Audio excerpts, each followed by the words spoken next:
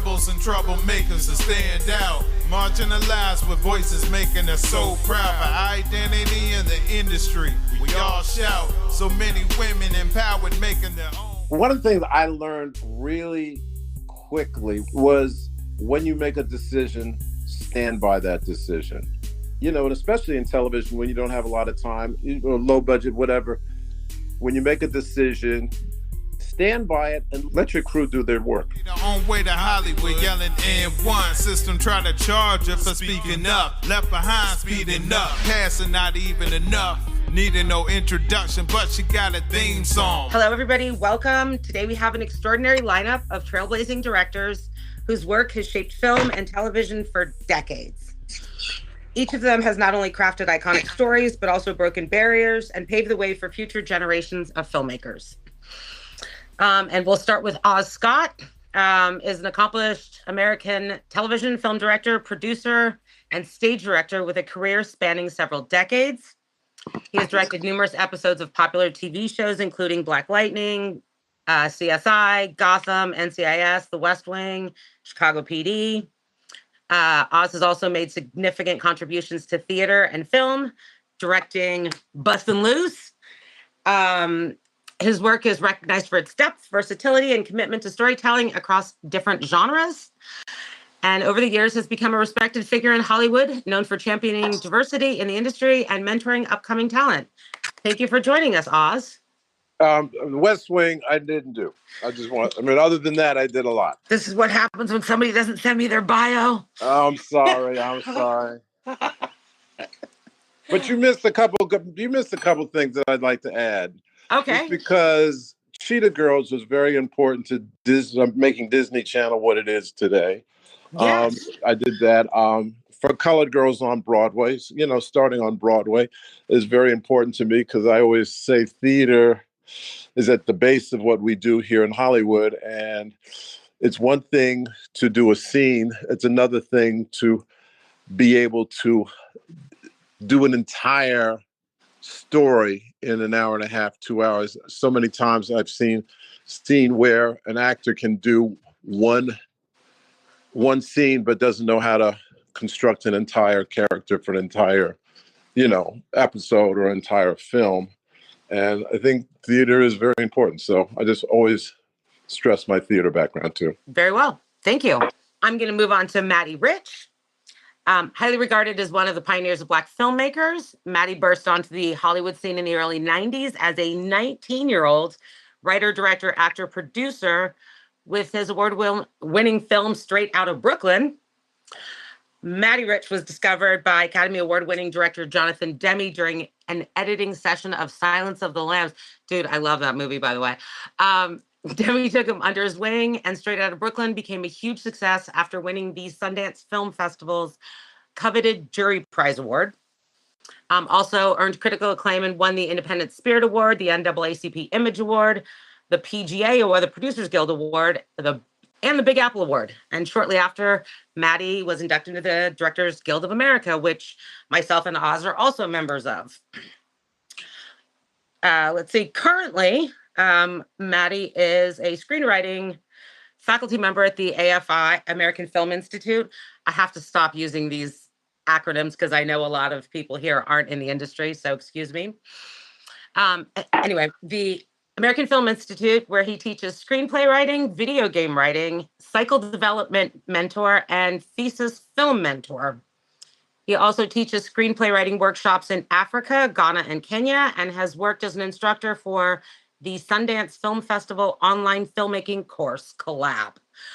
Welcome, Matty. Thank you, Nicci. Did I miss something? Please add it in. yeah, there's a couple things. My second movie was called The Inkwell that I directed that a lot of people would know, that starred the young Jada Pinkett, young Lorenz Tate, just amazing cast, Suzanne Douglas, rest in peace, Glenn Turman. Just the list goes on, young Morris Chestnut. So I did that when I was 21 for Disney, the age of 21. And then also recently I just finished a new film called Birth of the Black Underworld that was screened at the Pan-African Film Festival, which was sold out. So I'm super excited about the new project and getting that released really shortly. But I'm super happy to be here and speak with you, and just being on the panel with Oz and Bill brings back, old great memories of the early days of when I call it the African American cinema revolution in the 90s. Lovely. That's the poster of my new film, Birth of the Black Underworld. So Love that. please, everybody, when you get a chance, follow me, Birth of the Black Underworld, on my Instagram page, and you'll get all the details on when the movie is going to be released soon. Will do. I'm going to start asking you guys like the basic question that I'm sure you've gotten before, but let's start off so everybody knows who you are and knows where you came from. When did you first know you wanted to be a director? Was there a specific film, show, or experience that sparked that passion for you guys? Wow. I guess I'll jump in here. And I think when I was a teenager, growing up in Brooklyn, I was born and raised in Brooklyn, New York. I grew up in this area called Red Hook, the housing project. And back in when I was growing up in the 80s, it was pretty rough. Brooklyn right now is gentrified. I'm talking about the old Brooklyn, okay?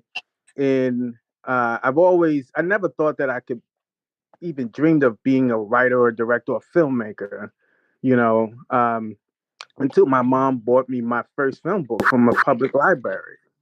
And then once I started reading it and looking at the pages of Hollywood, right? I just started my imagination started to run wild, of just imagery. But there was a movie that I saw, a black and white movie, with the great late Sidney Poitier and Ruby Dee, called A Raisin in the Sun. And when I saw that movie, it was just a light bulb moment for me, because the character Walter that Sidney Poitier played, I mean, I identified with him because he was like every older man that was struggling, trying to find his identity, trying to make a better life for his family. So that was the movie that kind of sparked it for me. And then after seeing that movie, I just started to read more film books, go to public libraries, and I actually steal film books even in the public libraries. Nobody was even in there anyway. But it just started. I just started to really. It was kind of like the light bulb moment after seeing that movie, and then also A Raging Bull that Martin Scorsese did with Robert De Niro was just. If those two movies literally changed, my life and gave me like a light bulb moment of this is what I wanted to do. Oz? Theater was very important to me when I was growing up in high school. My mother took me to the closing night of a Broadway play called A Hand Is on a Gate. And I know that I was fascinated by it. It was with James Earl Jones. It was, oh my God, James Earl Jones, Cicely Tyson, Gloria Foster, Ellen Holly, Leon Bibbs, Moses Gunn, Roscoe Lee Brown, and oh my God. But anyway, it was like fascinating. And in some ways, Roscoe Lee Brown, I all became friends with a lot of them as time went on. For Colored Girls, it was a collection of poems that they did. And it just fascinated me how they put it together. And they just got up. And in some ways, For Colored Girls was an outgrowth of that.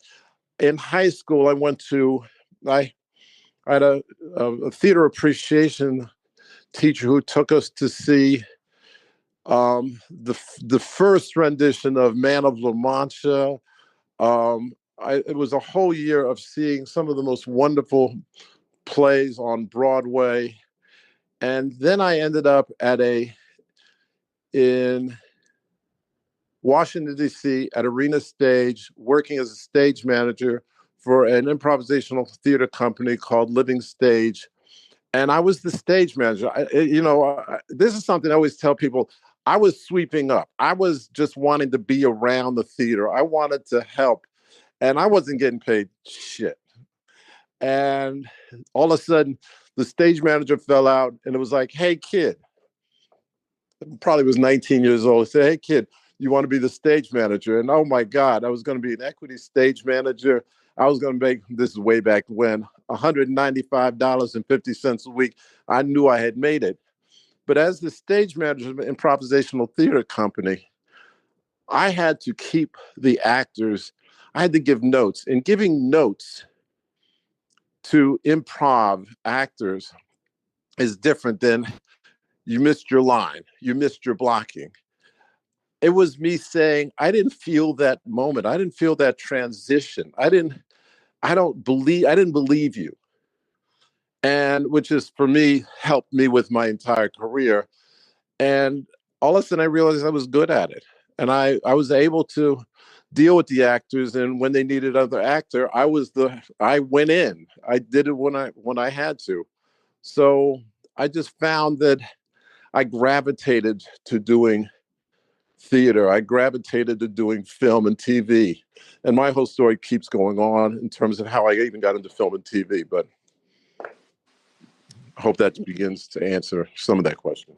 New York was an interesting time back then because I was living in Bensonhurst in the late 80s, early 90s. And the best part of theater was that on Saturdays and Sundays, you could go and stand by the door and wait and see who didn't show up and get tickets for $25. And so, I was able to go see like Into the Woods and Les Mis with some of the like prolific actors that were in the original castings, like Bernadette Peters and Lea Salonga. And I saw it for like $25. And I go even back farther in the late 60s and 70s with the National Endowment for the Arts, with the Ford Foundation, with all that.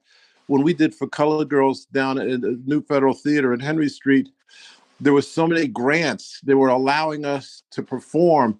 And for me, the audience that could come in for $5 for sometimes nothing really helped us create some wonderful works throughout the 70s. And I just feel it's so missed that we have no public support of theater, where most countries have public support of theaters. Yeah. And now to get into a theater, I got great playwrights in New York who said they can't go to see theater because they can't afford the $150 just to get in. No, absolutely. And there's no more waiting at the door to see if you can get a $5, $10, $25 ticket. No. What is the biggest lesson that you learned early in your career that still influences your directing today? Okay, I want to take this one. I'll start with this one, Matty.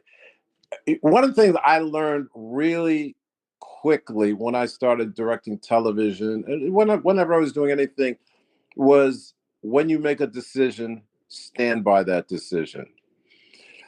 What I've seen when I'm producing TV, when I'm producing film, is when a director starts to say, well, we could do it this way, or well, we could do it that way.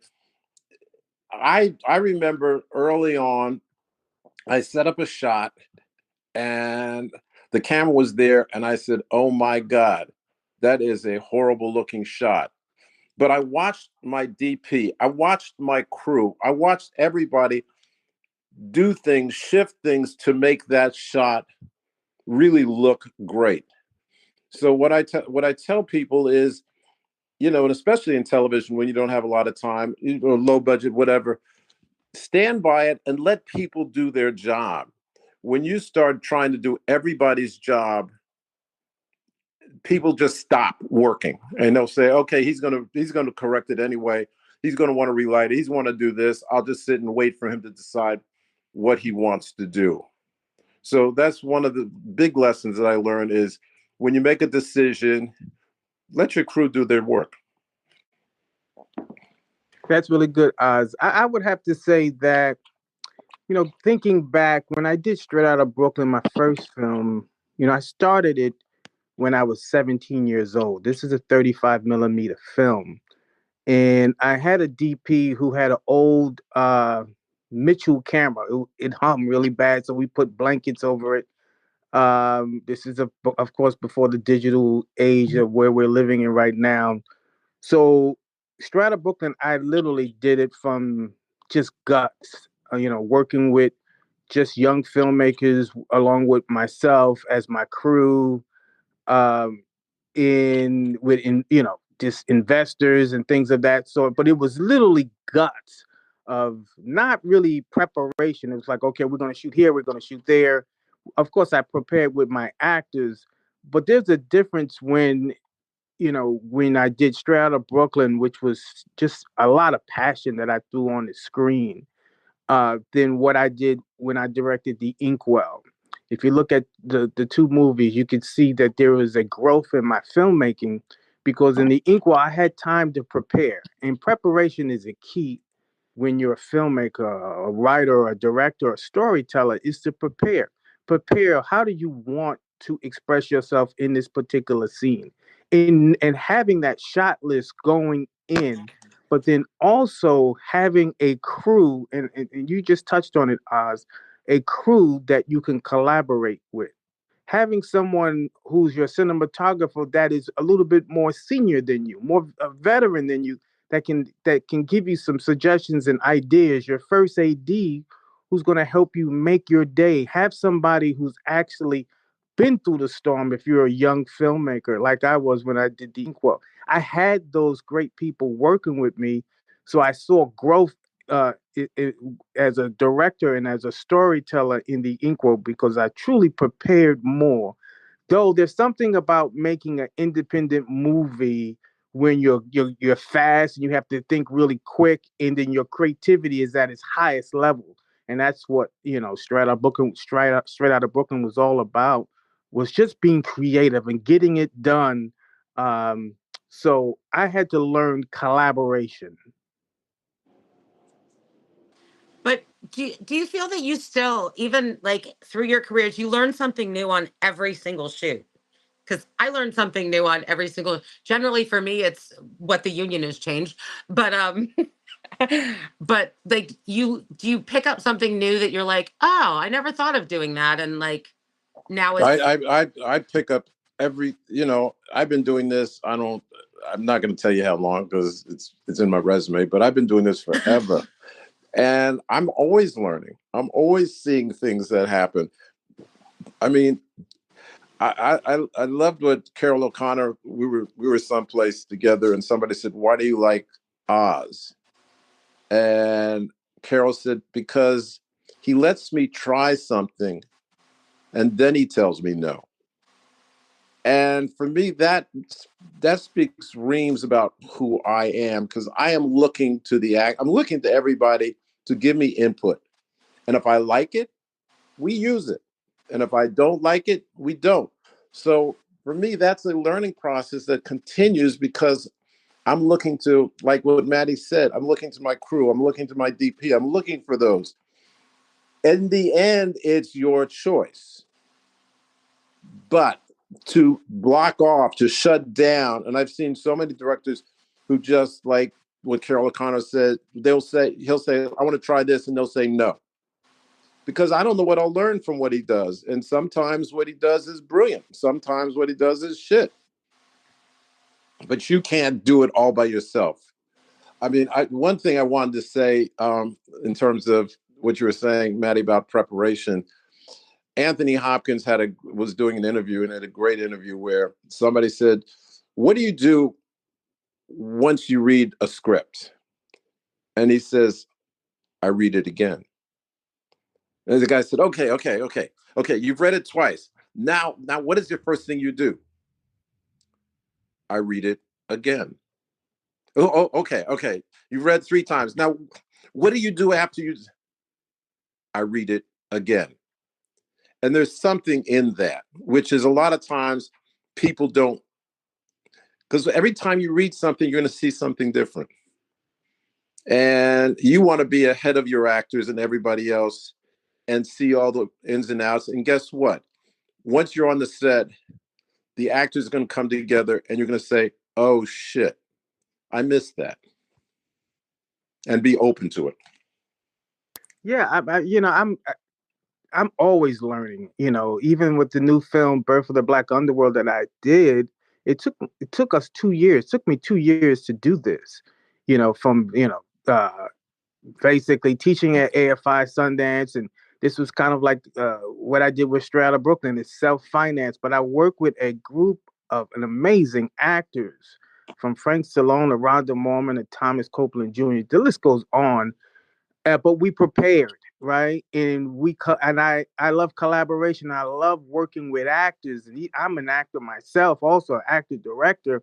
So I understand that giving the actors some freedom. Of course, everybody has to have parameters, right? That this is the actual scene, so this is the structure. But inside the structure, you can play. I want to see what you are breathing into this project, and breathing in, of the character. What's the connection that you have with this character? So I'm always learning. I love the process of filmmaking and writing, because you're learning. When you go to a movie, you should, of course, enjoy the film, but as a filmmaker, learn. See, what did you like or what didn't you like, and how would you approach that? My brain is wired like that I'm always constantly want to get better, become a better writer, become a better director, or a better actor, whatever you may see, however you see yourself in this business. It is always important to continue to learn. I always told an actor, for instance, well, why do you go to an acting coach when you're a director? Because I want to learn their point of view also. Yeah, I go to acting coaches. Yeah, I sit down with veteran actors or veteran directors, because even though I've been in this business for quite some time, I always can get better. You can always get stronger. And So can I yeah, tag on to that? I yes, go to acting classes once in a while just to, because I've worked with really good actors who can't get a line out correctly, and you can see them fumbling.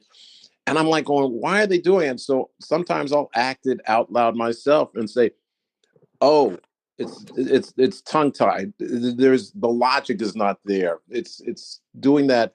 But I also want to say, learning about film and television and theater is more than just that. I learned from my doctors. I learned from my lawyer friends. that's I right. learned from my business people. I learned all sorts of. I look at Michael Crichton, who is one of our great writers, film writers, book writers. He went to medical school, and he got his stories from medical school.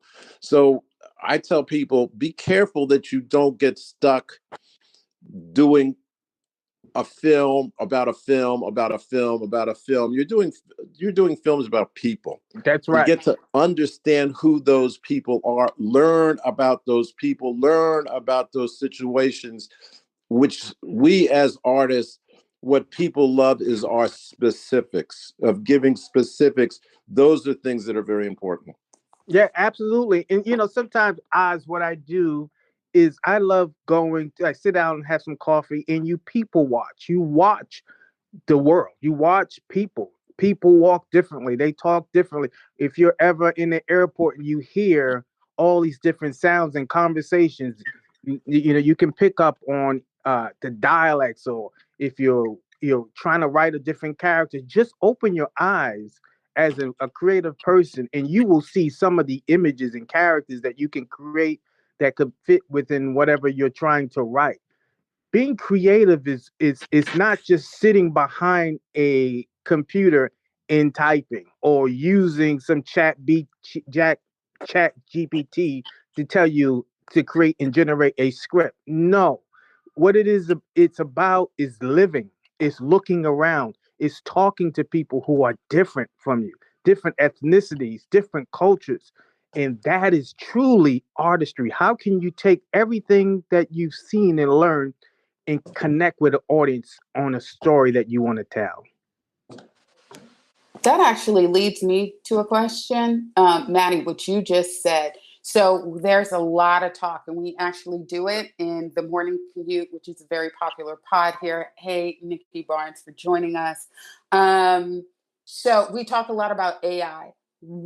How do you see AI impacting our industry, especially for screenwriters? Because I agree with you, Matty. I think that whenever, and I've seen scripts from Chat GPT, it's missing the human factor, right? But how do you guys see? Can I say that Go ahead.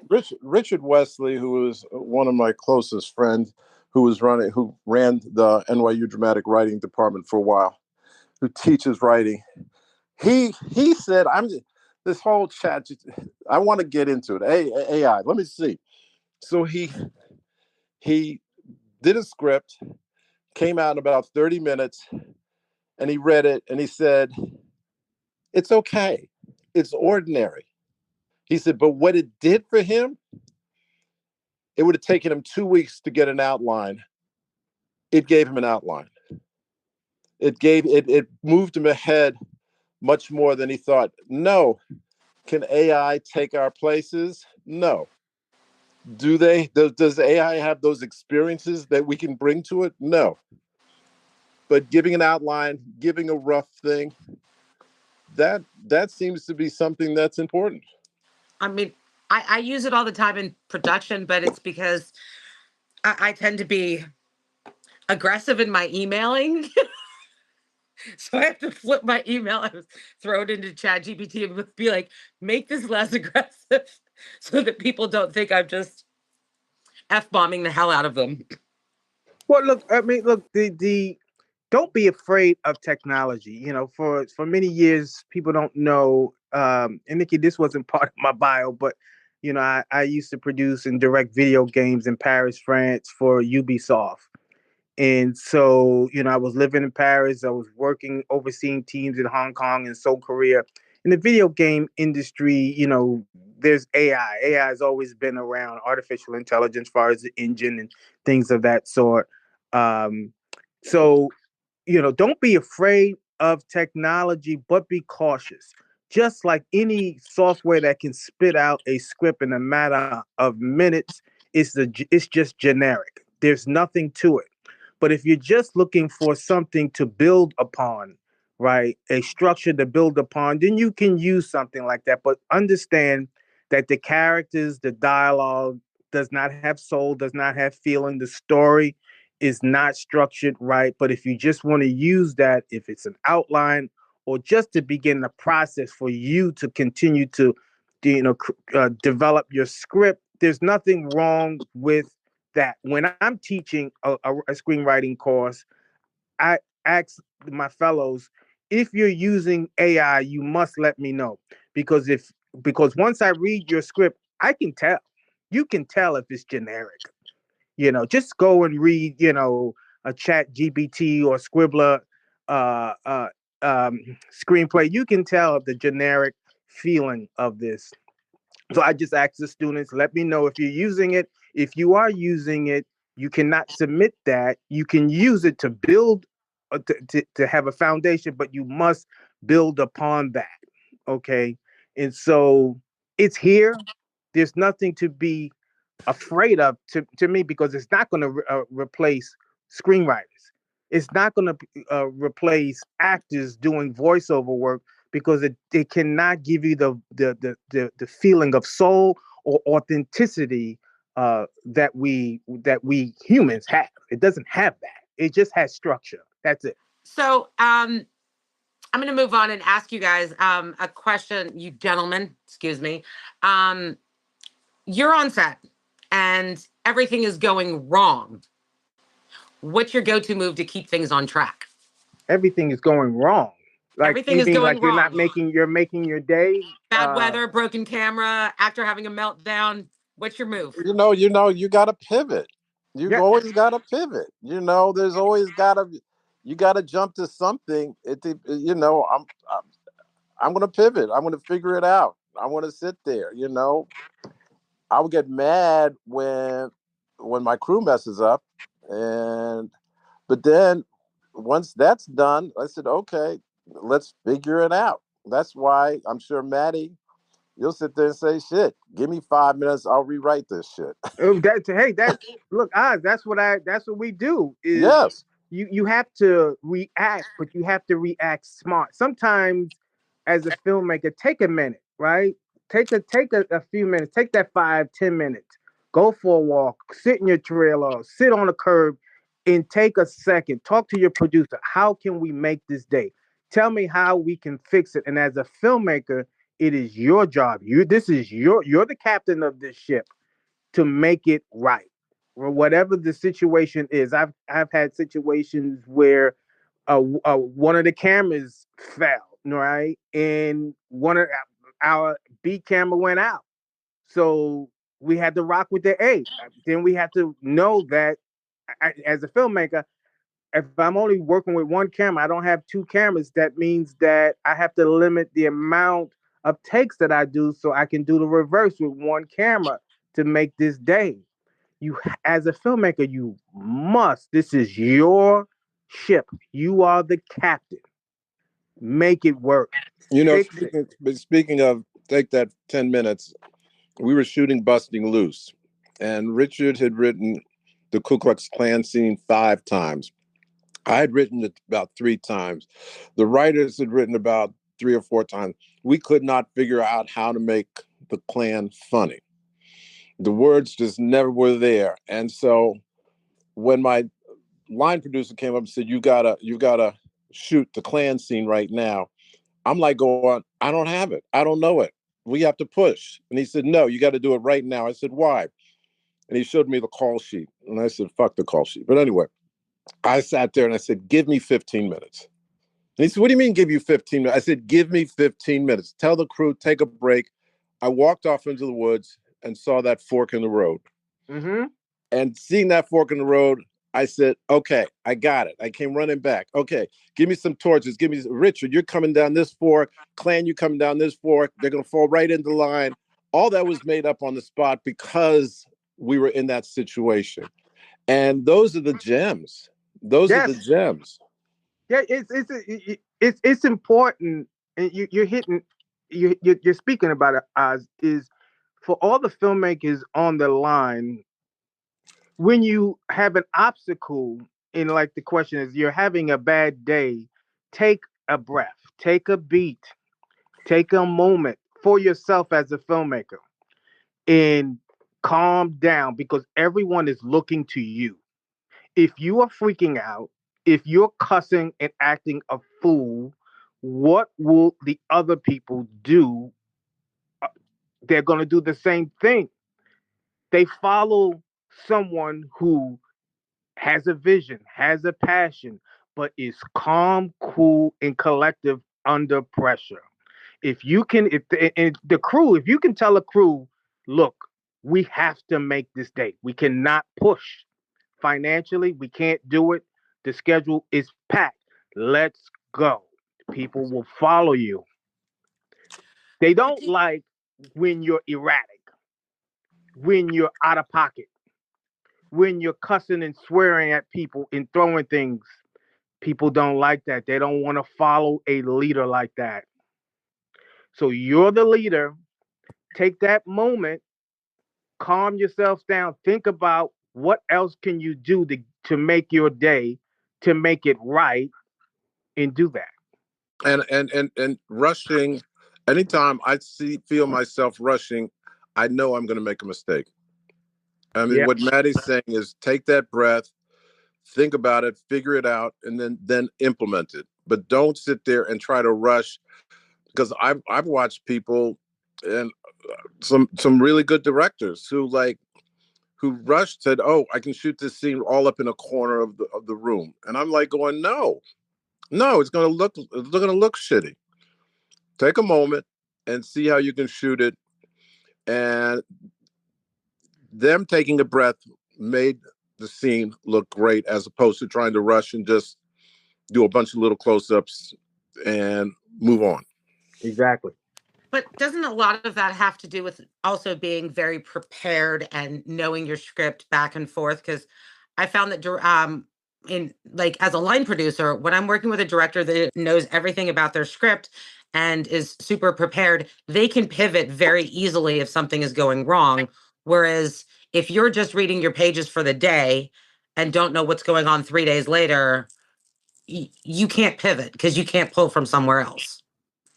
Yeah, well, preparation is the key. So, I say to filmmakers, before you walk on the set, have your shot list and share your shot list with your cinematographer, your key people. Share your shot list. Let them know this is how you intend to attack this scene. There's certain shots that you may not be able to do because of time, right? Or there's certain shots that you may be able to execute all your shot list, but you must have a plan going into the scene. You have to know the story as the visionary of the film is always to over prepare, to know that there is something in the back pocket if things go awry. And that goes for actors too. Because an actor comes on the set, and a lot of times they're prepared, and then another actor comes in and throws them a thought that they had never thought about. Because they're prepared, they know how to swing with it. They know how to let it go and let it grow because they know that character so well. When you don't know that character so well, you can get stumped when somebody throws you a curve. And a curve is just their take, or it's the director's take. I've seen some actors get so caught up in, I prepared, I have to do it this way and no other way. And when you start you're on the set, Matty, when you walk onto a location and you see the sun in the wrong place, you can't just shoot it the way you were thought about it and say, okay, I know the scene. I know it. I can move it to this to make it look good. But it's knowing it really well, knowing those characters really well, that you're able to swing with it. Yeah, and I always, when I'm working with actors, I always say, okay, do one that's on the page, and once we get that, then now let's have some fun, and so let's jump off script a little bit. And sometimes that's where the genius is. That's where the creativity happens. That's where some of the moments happen. If another actor throws off another actor and does something that wasn't structured in the scene, right? As long as it stays within the frame of the story, then I'll play along with that. But sometimes actors, as you said, Oz, can over prepare and they would say, well, this is the way it's written. That is true. But when you're on a set, if we have more time, let's play. Let's dig a little deeper. But it's funny. I had an actress come and I said to this actress, I said, you have to keep those words on the page. You have to do that. But you have to find something in your character. You have to find something to bring out who you are. And find somebody, hook up with somebody, find that connection. Because especially in television, a lot of writers are watching what the actors are doing, and that's how they write the next episode. And she came to me and she said afterwards, she was doing another show, and she said, Oz, thank you for that advice. I just got three episodes because I was doing the lines. I did everything as written, as on the script, but there was a guy and we had a connection.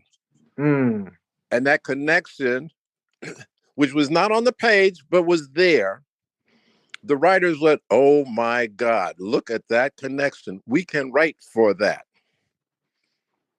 But that's from knowing the character really well. Have you ever been blown away by an actor's performance that it changed your vision for the scene? Absolutely. Yes, absolutely. Oh, absolutely. Yes. Absolutely.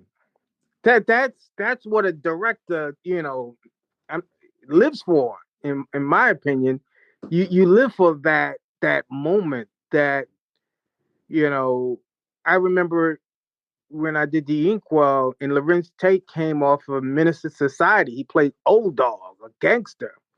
And I cast him as a 16-year-old quirky kid who had issues, and his family went to Martha's Vineyard. So I just loved that he could transition from a gangster to a 16-year-old kid, an innocent kid in the 1970s. In the performance that he did, to me, as a director, I'm an actor's director, and I love moments like that when an actor takes it to a whole nother level that's not even on the page, right? That makes me think, okay, how can I take this scene to another level with that act, with that performance? What else can we do to match that? You know, How do you balance that? You'll see that with comedians. Comedians, you know, because they're like Richard Pryor said to me, Oz, you're the director. You're supposed to tell me how to be funny. And I said, I can't, Richard. I can't. I mean, Richard came up with stuff that was so brilliant, it changed the script every day. And I had to pivot. I had to sit there and say, wow, that shit was brilliant. How do I do this? You know, Robert Downey Jr., I was doing Ally McBeal, and he came up with an idea on how to do a scene. But what I respect about Robert Downey Jr. was he said, but Oz, this is your episode. You tell me what you want me to do. And I said, no. You do what you just said, because that shit is so damn brilliant. And we did it. And David Kelly never had me reshoot any scene. Wow. He made me reshoot that scene. And I said, David, it was brilliant. And he said, Oz, that was the problem with it. It threw the whole episode off. Which was, but I would have gone with Robert Downey Jr. anytime with what he did, which it was just great. But you've gotta sit there. Richard Pryor, Busting Loose, we improvised that whole film. Every day we were coming up with stuff. Every day, you know, I'm out, we're in a parking lot, you know, on the road. I've got the cameras. We take a potty break, and there's 2 outhouses, you know, 2 porta potties. And I look at them porta potties. Richard, okay, kids, come here. I give Cicely some toilet paper. I said, all kids, line up in here. And I go over to Richard, and he looks at that line, and he walks into the other porta potty, turns around, walks back, and gets in the end of the line. I mean, it was just, we did it on the moment. But that's also because Richard knew that character. I knew the character. I knew the film. I knew where I was going with it.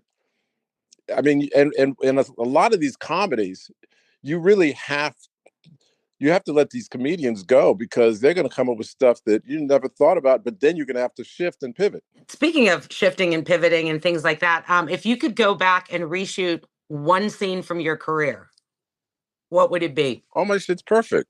What you talking about? Spoken like a director. Spoken like a director. Okay.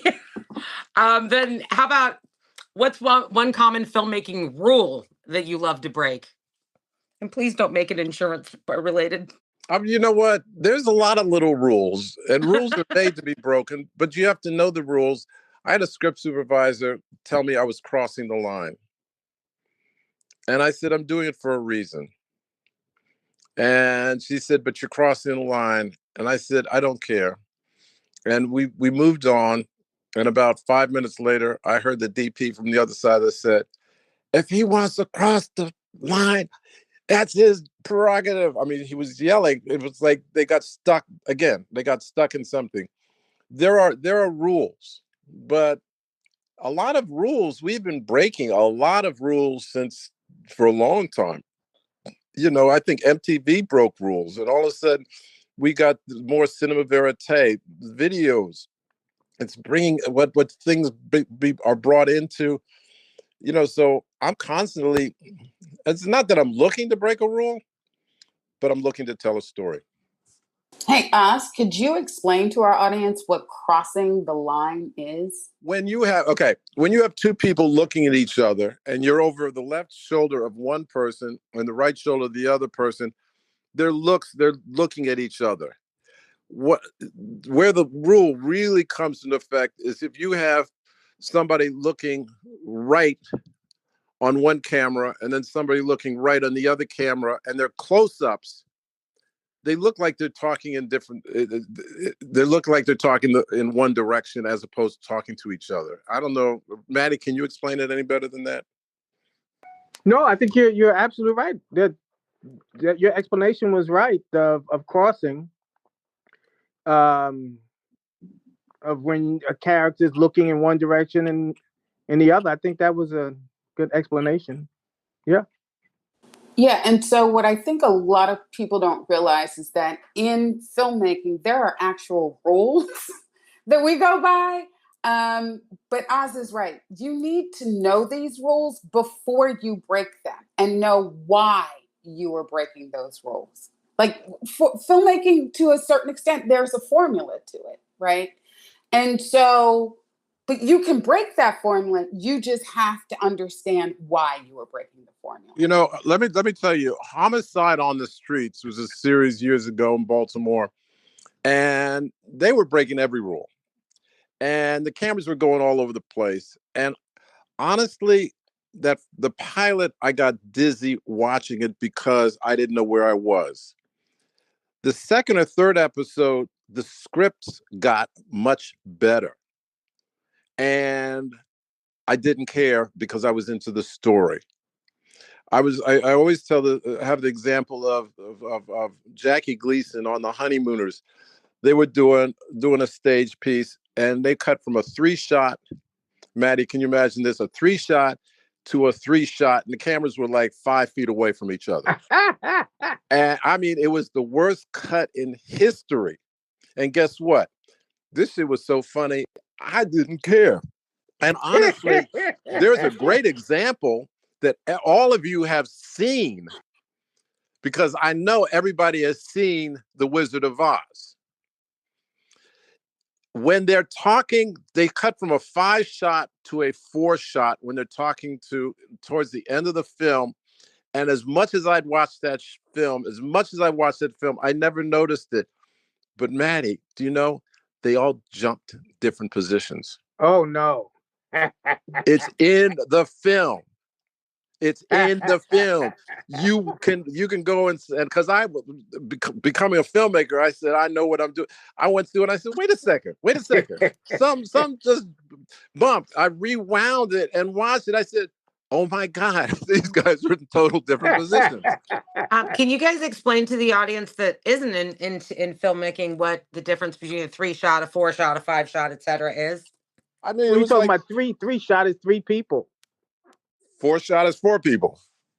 5-shot is 5 people. So they cut from the Wizard and all of them to 4 of them, and all 4 of them were in totally different positions. And it's in the film. Let me ask you, what's the most absurd note that you've ever received from a producer or an executive? Oh, wow. There's a couple of them, a bunch of them. Jeez.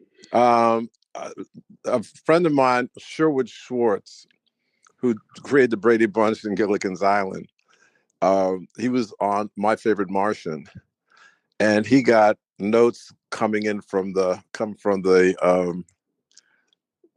executive saying, Martians wouldn't talk like this. And he was like, okay, you tell me how a Martian talks. I mean, and the other one, Matty, you'll love this one. Richard Wesley was doing a film for Sydney, and he had one of the characters say, what time is it? What time is it? And the note came back, well, if the character wore a watch, he'd know what time it is.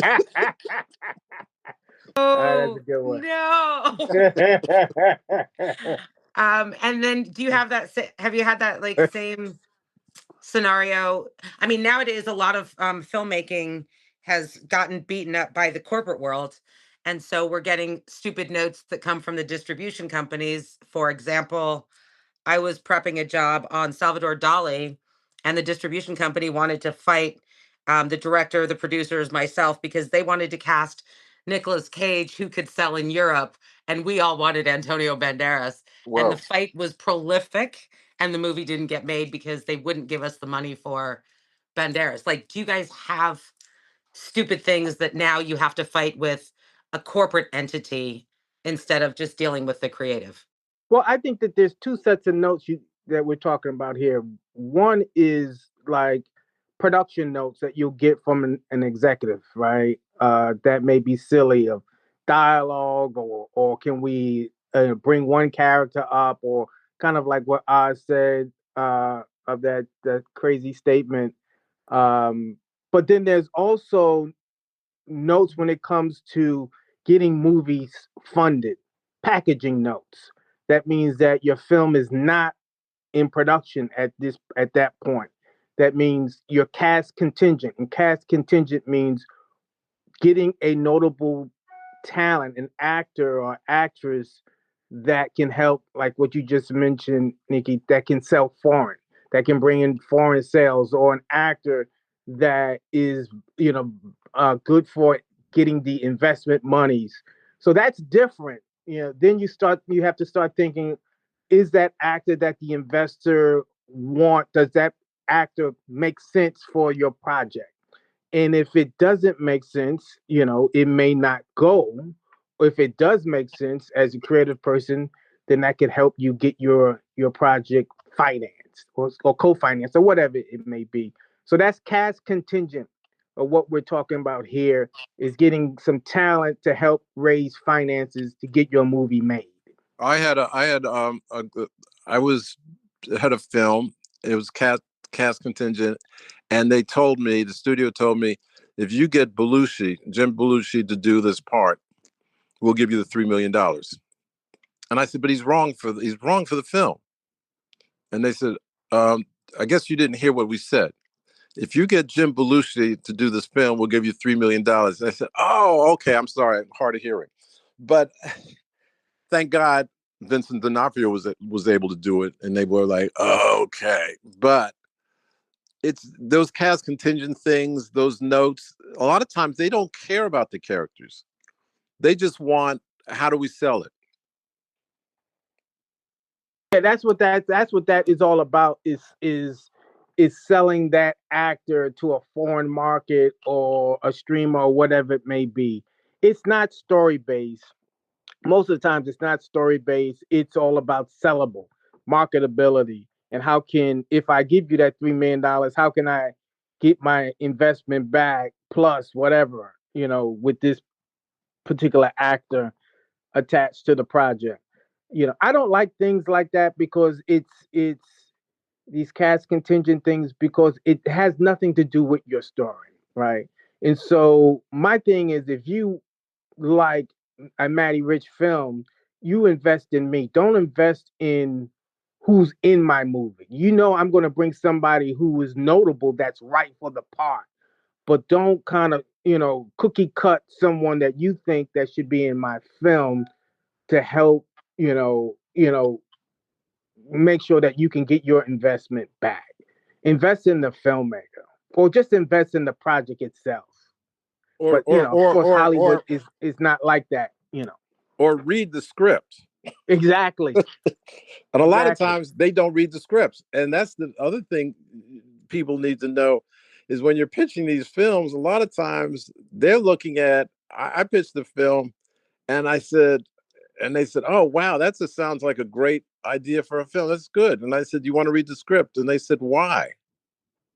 And what? I said, what? No, they literally said, why? I will tell you later who it was, but they said, why? We're looking for 4 things. 1, the saleable person. We know that we're not going to get Sam Jackson for this amount of money, but we need somebody that we can sell. We need a good one sheet. We need a good poster.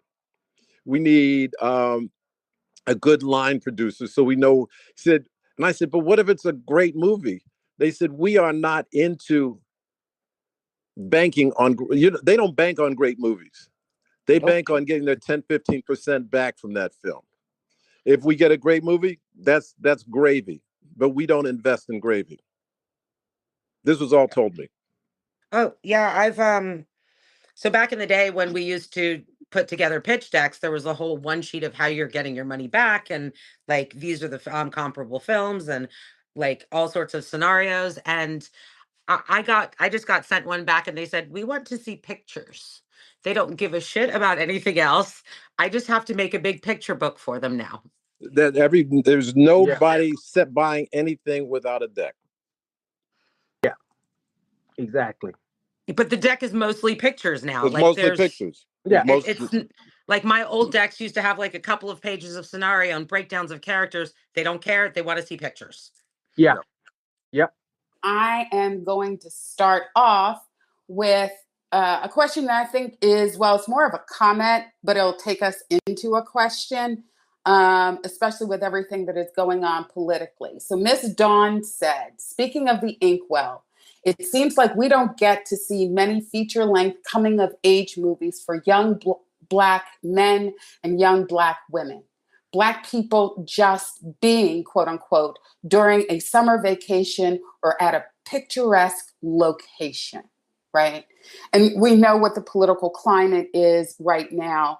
How do we tell our stories, especially at this moment where I think it's more important than ever, right? They're getting rid of books that tell our history. How do we tell our stories that aren't your typical, trauma stories where we're just being?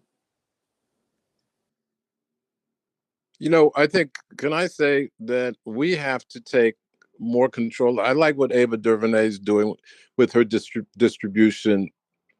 We have to stop worrying about what they want. This is a story I tell a lot. Virgil Roberts was president of Solar Records back in the day, and everybody knows that they tell us our films don't travel. And that's one way they sort of keep us from doing these films because, well, we can't get money out of Europe. We can't get money out of Asia. We can't get money anywhere. So that's why we want those urban hood films. And Virgil was Solar Records, he and Dick Griffey hired somebody to sell their music in Europe. And after about 3 months, their broker came back and said, I don't know how to do it. Nobody wants to buy Solar music in Europe. They were in Paris, and they went to a club, and the disc jockey was playing nothing but Solar music. So they went up to the disc jockey and said, if this music was being sold here, would people buy it? And he said, yes. So they went home, they paid off the broker, said, we're sorry you couldn't sell anything, gave him about 50 grand. And then they went back. It's boots on the ground. And they say half their money that came out of Solar Records after that came out of Europe.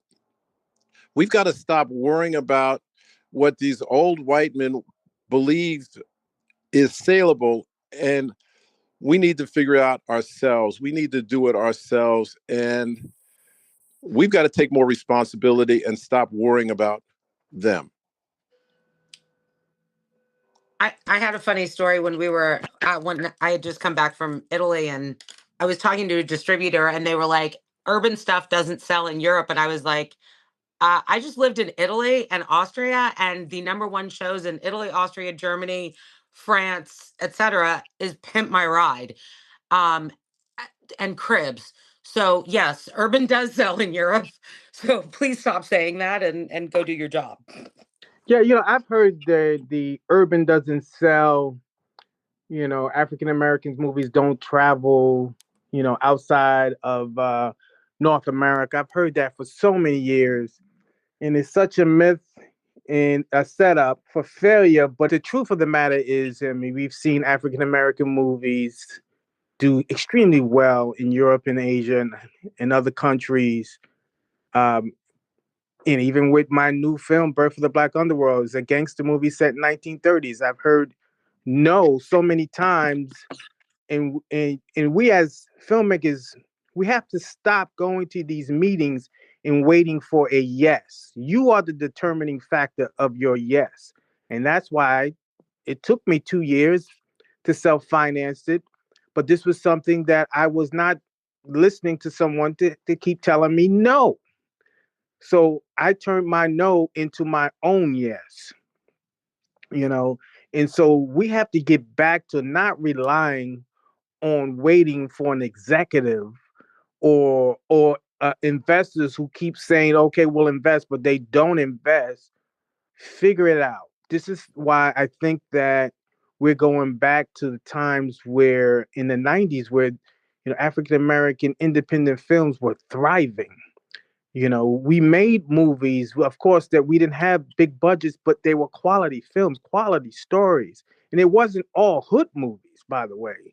And so we have to get back to that and stop waiting for someone to give you something, and they may not give it to you.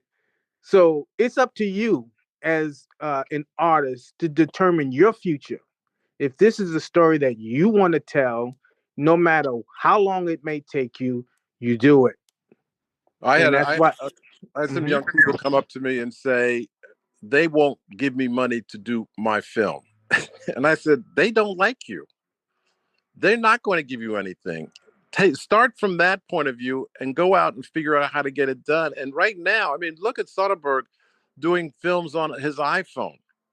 I mean, we've got technology that we did not, Matty, you did not have when you did, your No, first films. no, Now there's no more excuses to be made. there is none. I mean, look, you can do it on an iPhone. The digital cameras, there's so many high quality 4K digital cameras that you can make a film. You can make a film. When I came up, it was you had to buy 35 millimeter or 16 millimeter or 8 millimeter raw stock. That's how a raw stock of film. Remember the Film ends? is Remember the ends? Yeah, exactly. And I used to buy the ends, right? And so the ends, everyone, if you don't know what the ends are, is when a DP, a cinematographer, would turn in the unused film and they would sell that to a company. And so as filmmakers, I would buy unused film, film reel, and we call that the ends. And I would use that to film my project. And they were short. They were like 2 minutes. Yeah, exactly. Let's get the scene quick. Exactly. And so there is no excuse. There's no time to wait. If you have a story to tell, you can tell it now. You can tell it. Do you find that now with streaming it's easier or harder to break into the industry? Like I know that you can like film something and throw it up on Vimeo or YouTube or your own website, but do you find it harder to then sell to the major streamers? Well, I mean, I think that there's a lot of streaming opportunities out here. There's a lot of streamers, there's top tier, there's mid level, and there's the ones who are new, right? Or there's YouTube, I think that there's a place for you to find your audience.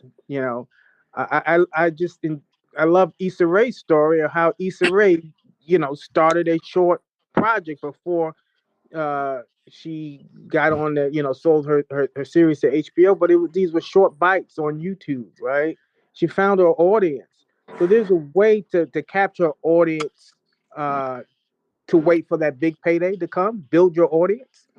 I think streaming is it's great because if you have something that's quality, that there's a place for it in streaming. I think that there's an opportunity there, especially for African Americans. We have a huge footprint in the streaming world. So you guys also do a lot of mentorship work and education work. If a filmmaker shadowed you for a week, what's the most unexpected thing they'd learn about how you work? My father was a minister in Brooklyn, and when I was a kid, I used to watch him prepare his sermons the night before, and he would use us as his congregation, like at 8 o'clock at night, preaching to us. And then the next day I would say, okay, Mom, I heard it. Do I have to go? And she said, yes. But I noticed as he got older and more experienced and more versatile, he didn't prepare. He did not have to prepare as much because it was so much in his head.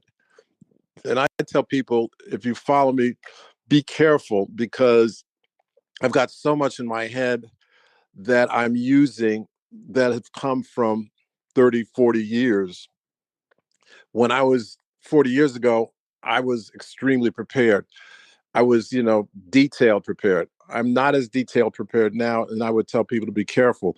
But the one thing I would say, and I tell people, it's not following me on the set that's as important as following me in the editing room. Because a lot of times the films are made in the editing room. You know how to shoot a film. You know how to shoot a scene. But to be in the editing room and say, oh, shit, I am 15 minutes over. I got to cut 15 minutes out of this. How do I do it? Watching how we work in the editing room, I think is much more valuable than watching how we work on the set. I mean, not that the set's bad. Yes, working with actors, working with everybody. But, once you've done that, the editing room is really important.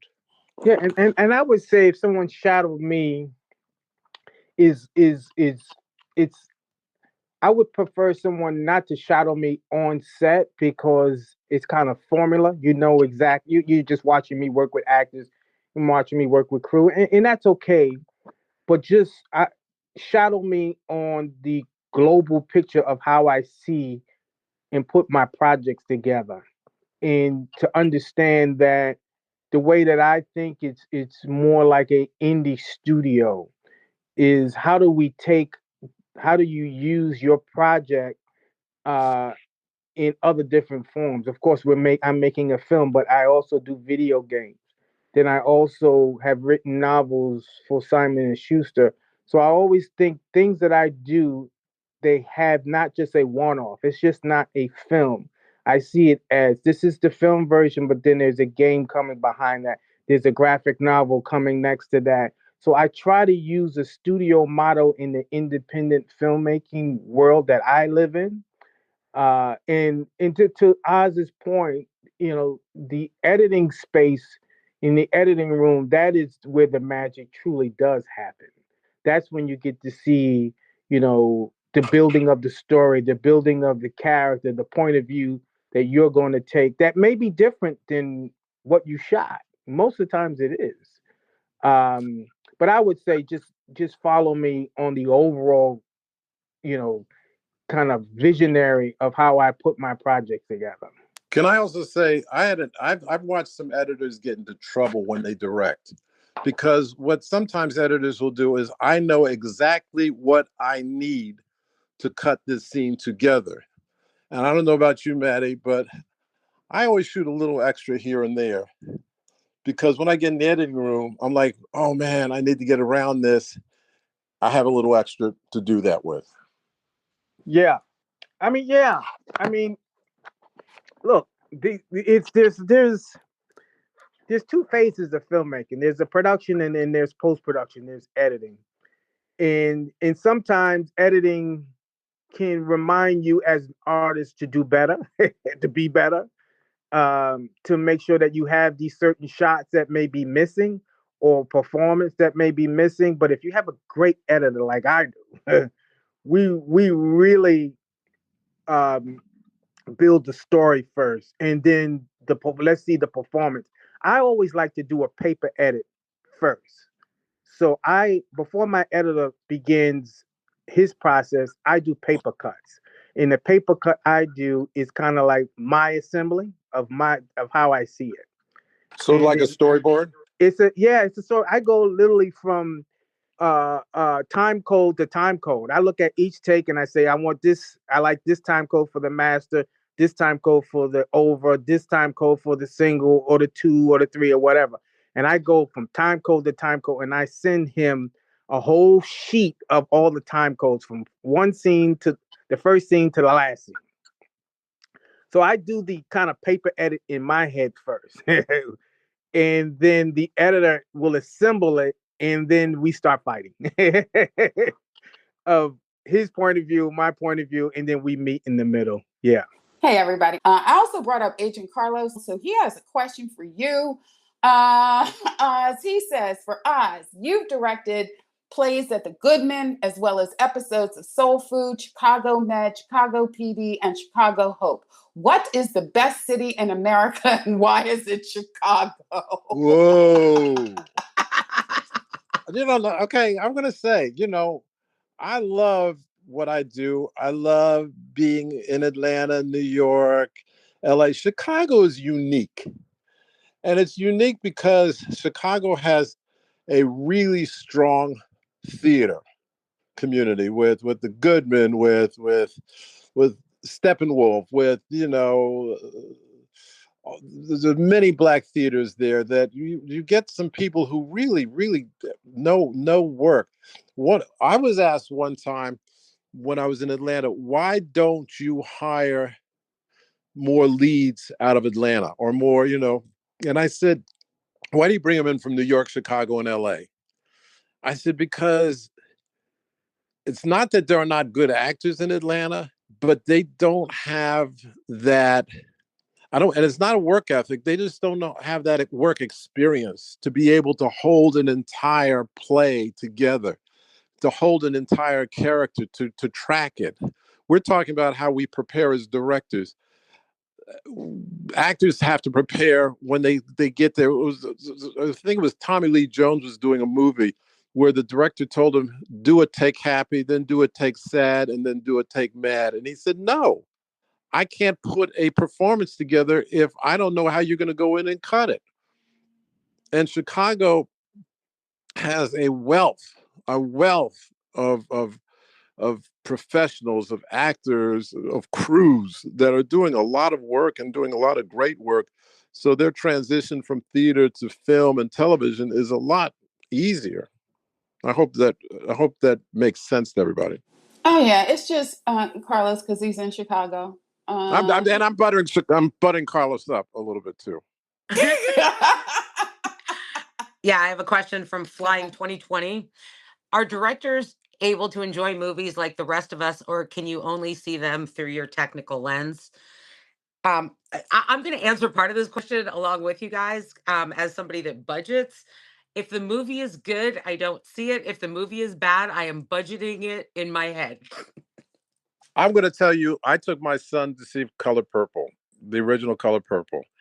And my son was sitting there criticizing it through, and I said, stop. I watch a film to enjoy it. Then I'll watch it to criticize it. Because if I criticize it, I'm not watching it.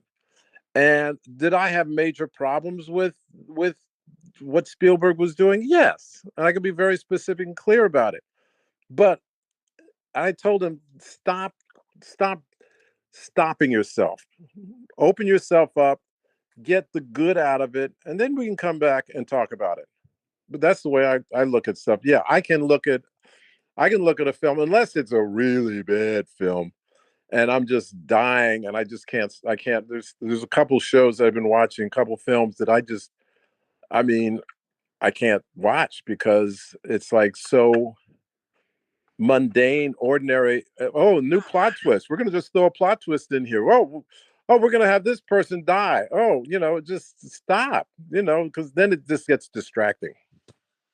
Yeah, I like to do the same thing as, when I go and watch a movie, I just want to watch a movie. I want to be entertained. I want to go on a vision story. I want to connect with the characters if there's a connection.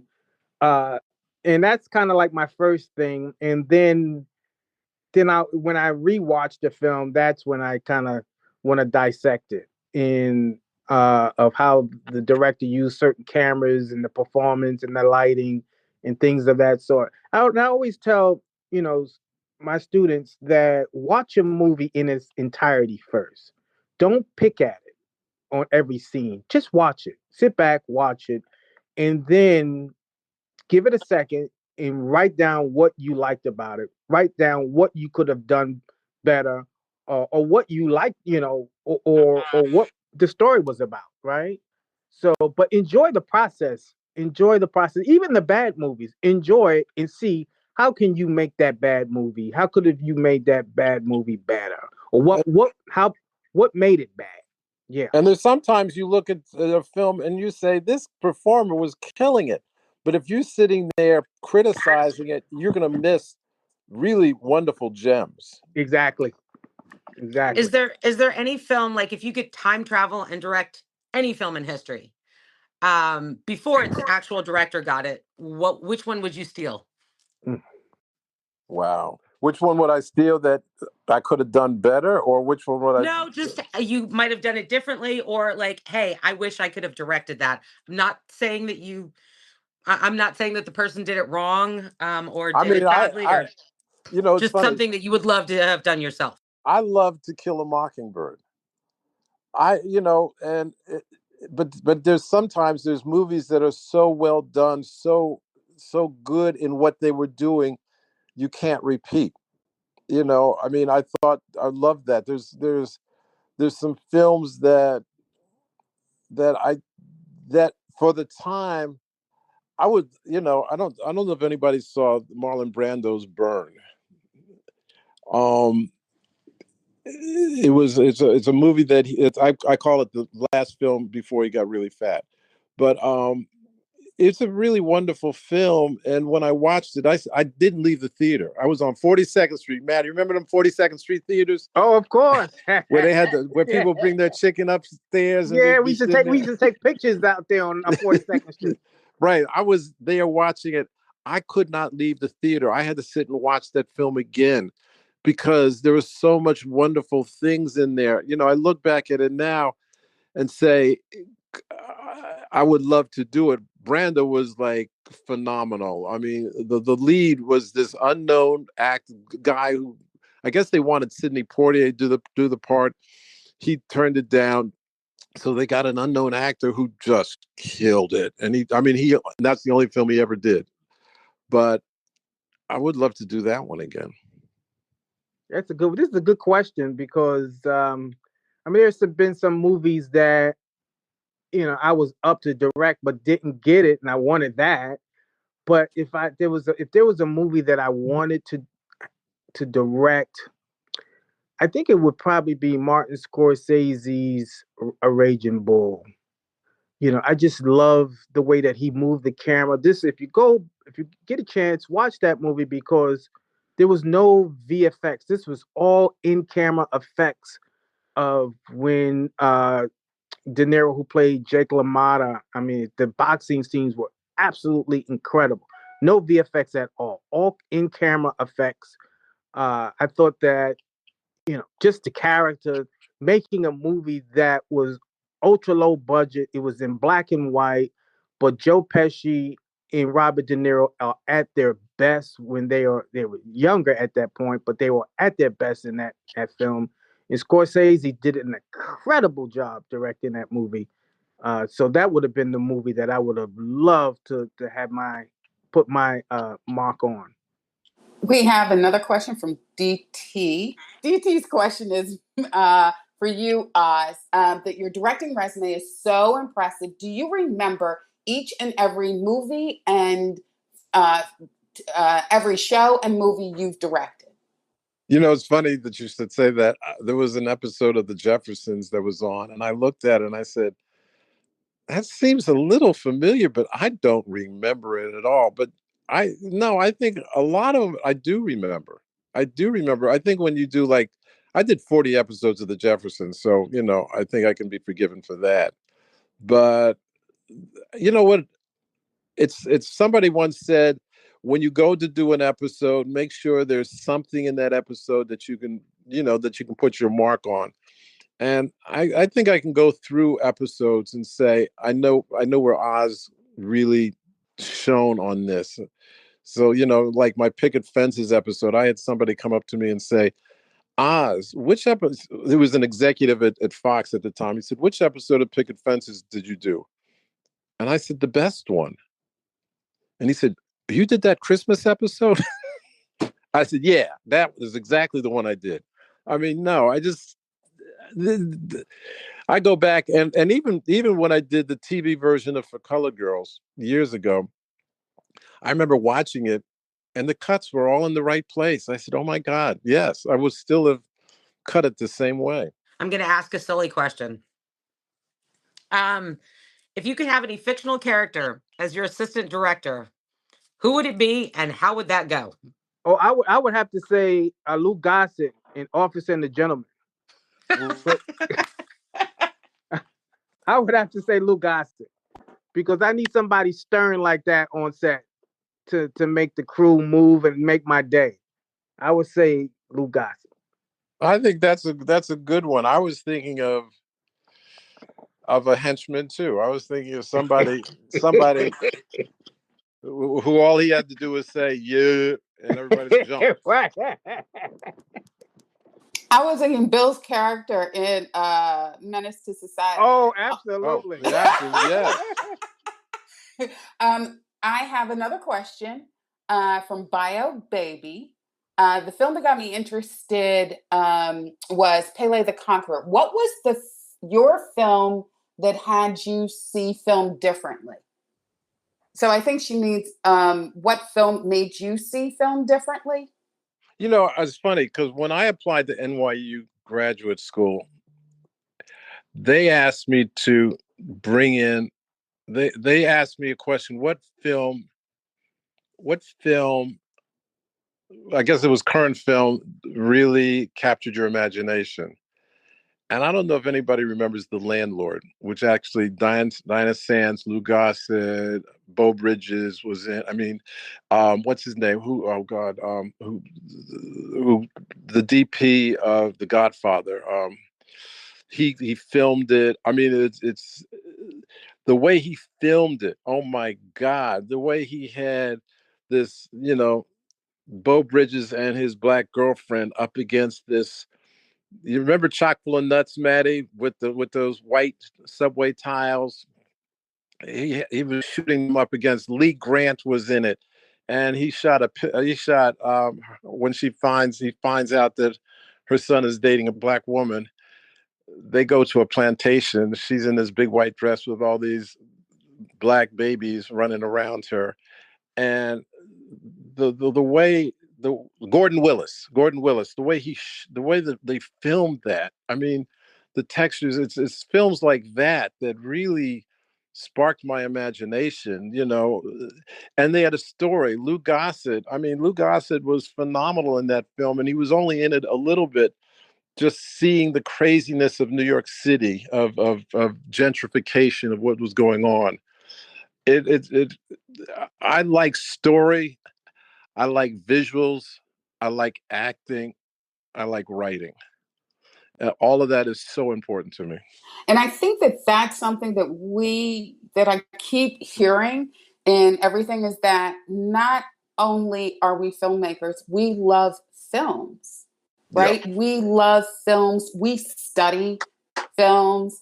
Matty teaches at AFI. Oz was talking about applying to NYU graduate school. So my undergrad was NYU film school and my graduate was AFI. Like I love film and I love studying film. And I think that, earlier we were talking about being able to shoot on your phone or whatever. I think the most important thing is to understand film, to love film. There's nothing more that I would rather do in my life. I've always wanted to be a filmmaker since I was 8 years old. And so, and just studying film, reading film, going to see theater, and enjoying art, right? Like we were talking about in New York. I was a New York City nightclub promoter back in the day, back in the 80s. Me too. Yeah, Nicci and I actually realized we were at the same party at the Tunnel back in the day. But one of the things that I loved about New York was just going to all of the galleries as well. I just love art. Can I say at NYU, I want to jump on that because that's really important. At NYU, I was in the theater department and the film department. I did everything there. But one of the set designer teachers made us go to the New York library and check out. And he would talk about the lighting and the construction of a painting, of classic painting. Where's the light coming from? Where are the lines in, how is it formatted? How is it? I mean, those things were so important to me that we have to remember film is just over 100 years old. Before that, art was theater, art was painting, and film encompasses all of that. And we have to take all of that. So what you're talking about is very important. New York was full, hey, I was walking around the street looking in these alleys at this idiot some guy named Basquiat something or other who was painting on the walls. I mean, this is where we grew up. These are the things that influenced us, and you got to take that and be careful of just doing. My thing is always be careful of just doing it the way it's been set up. There's new ways, new forms. For Colored Girls broke the theater. It changed everything. All of a sudden, here I took a bunch of poems, and I kind of feel like I used a musical format, but we created a whole, choreo poem was something that never existed. What can you do? I did a film, and Kurt Farquhar was my musical director, composer, and I said, Kurt, I don't want to do a rap hip hop movie with current hip hop because it's going to be, by the time the film gets out, it's going to be old. Where's hip hop going to be in 5 years? I don't, whether it goes there or not, let's think forward. Let's not, and even while we're shooting it, we've created new words, we created new things that, that could live, as opposed to doing it the way it's been done before. Yeah, you have to have a love for it, for film, and an appreciation, as what you and Cheryl were just talking about.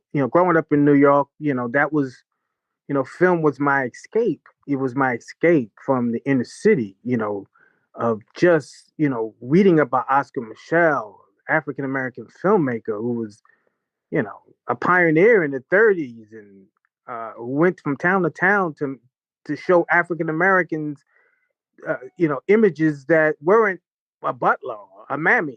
He made films that showed us in a positive light, and so the more that you understand the lineage of filmmaking, and I'm just speaking as African American filmmaker, because that's the thing that sparked me of seeing, of reading about Oscar Michelle and Spike Lee, and just Melvin Van Peebles, those who paved the way, the Julie Dashes of the world. But you have to understand and appreciate the art of filmmaking and watching films. Go back and watch old movies and appreciate that. I tell this to my students all the time. You know, there's nothing new. You may think that story is new, but I can date back to something else that was a very similar story. It may have a different take on it, a modern day take on the story. But go back. If you really love film, become a student of the game, of the art, because that truly is where you can find your voice. It's funny, when I was doing Cheetah Girls, after I did the first musical number, I got a call from the head of Disney Channel saying, Oz, you have the actresses looking into the camera. This is not a video, this is a film. Now, I was being very careful what I said to him, but, I'm a student of film. I said, we can go back, way back to Gene Kelly and Mickey Mouse dancing. They were looking dead in the camera. I said, this is the way kids are looking at films now. None of them had children. I said, I'm shooting 3-4 cameras. If it really bothers us, we can switch it up. But this is what they're doing. This is how I'm shooting this film. They're going to play the camera. It was very funny. The next musical number I did, I put a ring light around the camera, and the women dead in their faces, looking dead in the cameras, and they just glowed. And he called up and said, "Oh my God, the women look phenomenal." And I wanted to say, yeah, and they all looking in the camera. I didn't say that though. Sometimes it's good to be petty. I'm just gonna say it. Go ahead, Nicci. Yeah. But like you kind of got that vibe because you have a son that's in the industry as well. Yes, who is one of my friends on the social, so I get to follow you guys around. But do you learn stuff from him as well? Like, hey, this is absolutely. I want to tell you, I've been pitching to studios, and I'm bringing him with me. And it is so much fun to listen to your son sitting there, because he's production manager. So he's looking at things a little differently than me. And I'm like, oh, okay, take it. He would run with stuff, he would, and he would have his opinion as a production. And people have to understand, and Nicci, you'll understand, as a production manager, you have to sit there and come up with creative ways to make the money work too, and give the suggestions. And I think, I learned from, and my daughter, which I should have told you, my daughter just won an Emmy last year for Amazing. directing. For I did directing. not know that. Oh wow. Yes, she directed a Christmas movie with Gabourey Sidibe the year before last, and she's been doing Sesame Street, and she won a Children's Emmy. And I was like, congratulations! That's Yeah, awesome. and you didn't invite her to be on the pod when I said I needed another female director. She's working today. She's working today. I'm going to jump in here with Nicci. When we lost Nina and we were looking for a black female. You should know. She's, and you know what I loved about her, Matty, you would love this too. If you saw the film, she didn't give you a master close up. Her shots were extremely well thought out. They were telling a story. Robin Thede, who she worked for, she did Ladies with the Black sketch show, and the Black Lady sketch show. And what was wonderful about what Robin was making her do with every sketch that she directed, Robin made her come with a film example. Wow. Of what is the style that you're going to do this in. And I would say that was the best training that anybody could have had, because she was doing these sketches in the style of a film. Wow, that's amazing. But both of you, I mean, Matty, you work with your wife, and Oz, you work with your kids. Like, is that easier or harder when you're when you have them on set with you? Or do you like do you want to be like, I'm dad? No, I mean, working with my wife has been, well, I'm being a husband now. It has been incredible. No, it's been fantastic because I produce an online show for her, kind of like a QVC show that we actually started in our store in Long Beach, and now we have a studio. It's called Bougie Girls Boutique, and it has been, we went from a few people to hundreds of people online every week. We go live, and then she was also the exec producer on Birth of the Black Underworld. So, it's always good to work with a family member who understands your vision, that gets your vision, but that also can add to the vision, that can give you notes and give you some direction. Well, for me, it's like an aha moment of sometimes, I could think one way, and then having someone who has your best interest give you something else in your ear to make you think about that, to go maybe a different direction or think differently. So it's been fantastic for me. And I think what you're talking about is trust. And I trust my kids, and my kids trust me. And I did rookie feds. My son was the UPM on rookie feds. And I remember my AD was, we can't do this shot now. We can't do this because, there's too much traffic. The cars aren't moving. And she was going crazy. And I watched him sitting there, not saying a word. And I was ready to go off on her. I was ready to say, we're going to do this. I know what we're going to do. But I said, no, I let him do his job. And his job was, he sat there and listened to her for about 12 minutes until she figured it out. And then she said, I know how we can do it. And he said, good. And I love that calm, because that's not me. Because I would have just told her, shut up. But I mean, is part of it a little that you can, I mean, that you can like stop and let them do their thing, and they can speak to you in a way that, like, if I was your UPM, I might not just sit there. No, I think you would even, I think they're respectful. Mm-hmm. They know their job. They know it well. And they've been around me a lot. So they know, it's like, I actually called my son up one time when I was on the set. I said, where are you? He said, Dad, I'm at the gym. You got this. Wait, I want to tell a quick story about Matty's wife, Reed Rich. So Reed Rich was the very first publicist for Women of Color Unite. And we actually have a saying in the industry, especially when it comes to like dating. And it was actually Milana was the one who said this, that we all say, We want a man that looks at us the way that Matty Rich looks at Reed. Oh, When you guys are in a room together, it is like no other woman exists ever for Matty. Matty, I don't even know if you realize the way that you look at his wife. So when he was like, I'm going to be a husband, let me just tell you something. Matty is always like that with Reed. Always, always, always. To have them both in a room together, you're like, I'll never settle in for less. So I just wanted to say that. I couldn't, God bless me with, not just a soulmate, but a friend, and, you protect your friends and people who love you and care for you and that you trust.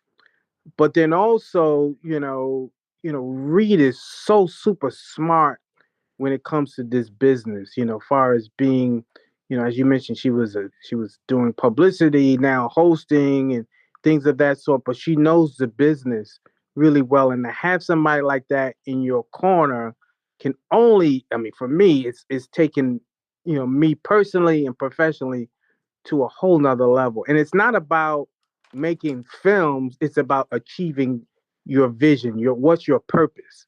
Like, I can talk to Reed about my purpose. My purpose is to be a storyteller, to affect people, to help people. I love teaching. So I want to help build the different generations of filmmakers who don't look like me, who may not be the same gender as I am. But my purpose is to help storytellers. And it takes a special person, like Reed, to understand my vision. Yeah, and as Mel typed in the chat, it helps that she's gorgeous. The first time, just so you know, the first time I met Reed Rich and she walked into a room, she literally took my breath away. I was like, who is this woman? She took my breath away. Yeah, she in that part too. Thank the Lord. Thank you. I have a question. Can I go back to something? Yes.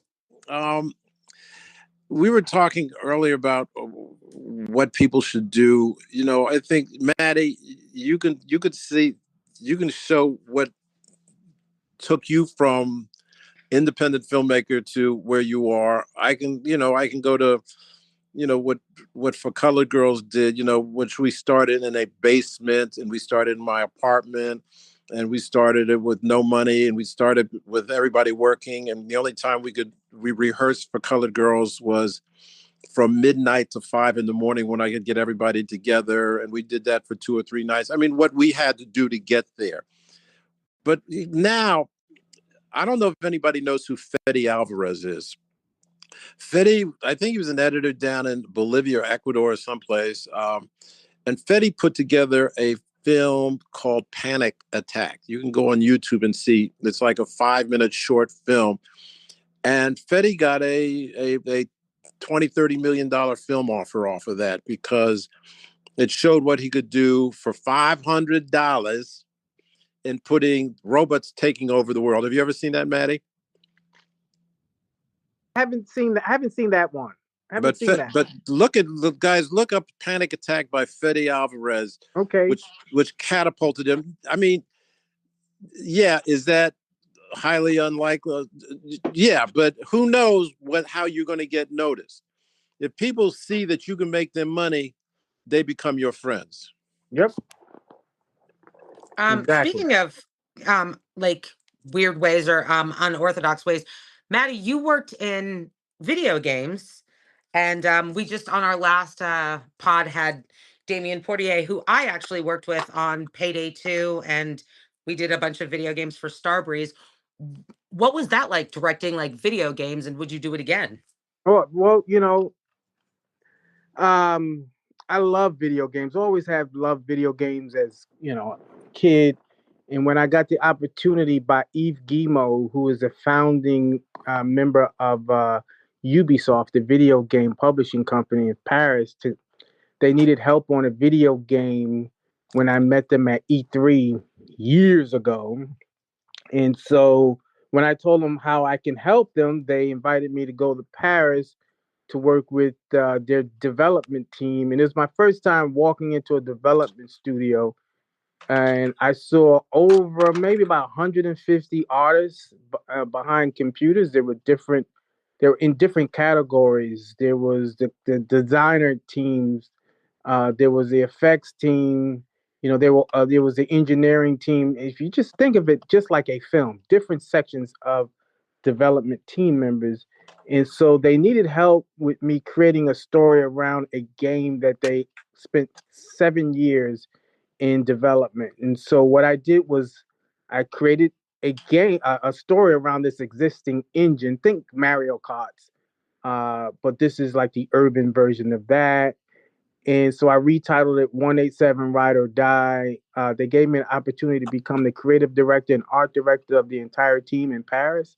So I lived in Paris for a few years, and I brought on Lorenz Tate to be a playable character, and other rappers and actors to do voiceover stuff. And so the game came out on all consoles back in the early 2000s, mid 2000s, and it did really well. And when I started teaching at AFI, I spoke with my colleagues over there about creating a writing for video game workshop, and it's in its 5th year now. And so it's an 8-week course, and for all the fellows who come in, they have to decide what game that they want to develop. And at the end of 8 weeks, I brought in my friend who's the writer for Spider-Man, my friends who do Ghost Recon, Halo, and they actually pitch to game publishers. And some of my fellows and students are now working in the game industry. So I love the gaming world. It is the new, not just new, it makes more money, to be frankly honest, than film and TV together. And more people are playing games right now than are watching television or going to movies. Sorry, actually, do we have anybody that wants to come on and ask the question? We have a bunch of speakers. Feel free to ask a question. And I constantly say this: we in the entertainment industry, we don't bite. Okay, in the meantime. Here comes Carlos. Hi, thank you guys for being here, answering questions. I wanted to know what is the last TV show you watched that kind of made you go, oh, I didn't realize you could do that on TV?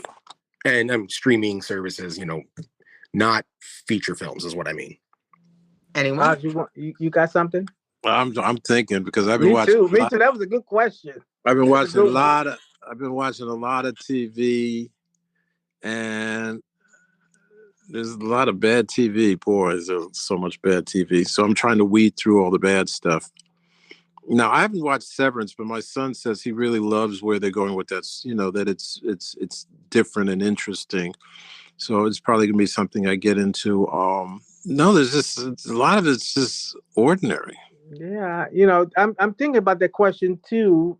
And there's some interesting stuff that I may not be hip to, but there's not one thing I can point to that I can say that. Let me turn that question over to you guys, because you might spur us to think about it. Is there something that you really said, oh wow, that's different and interesting and great? And who asked the question? Agent Carlos. Agent Carlos, I want to hear you asked the question. You must have something in your head. Yeah, actually, Severance is what I'm watching right now, and it is what they are able to do with like an episode of television. The episode 7 of season 2 is it's remarkable storytelling, and it was directed by their normal cinematographer, and it was her directorial debut, and it was just like it's really remarkable. Like I was like, whoa, what was that? And it kind of blew everyone away. Good. So I was wondering if there was stuff like that where it's just like, whoa, I didn't, like people with like when Lost was big and people realizing I didn't know you could tell a story like this on, network TV, things like that. After the first season, they didn't either. They got lost. I love that first season though. That first season was phenomenal. How do you maintain from that's a like problem. A fantastic first season and then go into a second or a third or a fifth? I'm sitting here trying. I love Squid Games. It took me a minute to get into the first season. I loved it. And the second season, the problem with second seasons is your success. It's a lot of times you're imitating the first season. I'm like, okay, you did that. What's next? What's new? And I think that kills. I even think that kills a lot of sequels. I think there's only one or two sequels that I think were. I thought Godfather 2, the sequel was comparable, if not better than the first Godfather. I think that that Mel Empire Gibson. Strikes Back, the best sequel ever. Yeah, some of those sequels, but then they started. Come on, they started getting really weak and lame. And then what's Mel Gibson and Danny Glover? I thought their second one their sequel was pretty damn good. But the problem you have, and this is something that's interesting. If you watch Cheers, when they let the two leads get married, the show was in trouble. So they had to fire her to bring in another person to keep the series going, because you got to be careful of not what do people love about it, what makes people come back to it, is you got to maintain it as opposed to letting it grow. And if anything, I would love to see shows grow and move and turn into something else. And a lot of times the executives won't let that happen. Well, as we wrap, I was just going to say, as we wrap things up, Mel asked a question. What are you guys working on? I went to see Matty's new film at Pan-African Film Festival, and they were sold out because I was going to pay for my own ticket because supporting Black folk. And they were sold out. And then Reed was like, I had some extra tickets for you. I was like, but I didn't want to ask. But what are you guys working on right now? How can this platform support you? Well, I am, I just finished Tracy Morgan's pilot for his new series that, is up in the air right now when it's going to come on until Paramount Plus sort of figures out what it's doing with this new administration. And that was fun. So, watch the Tracy Morgan pilot, the new show called Crutch. And then, I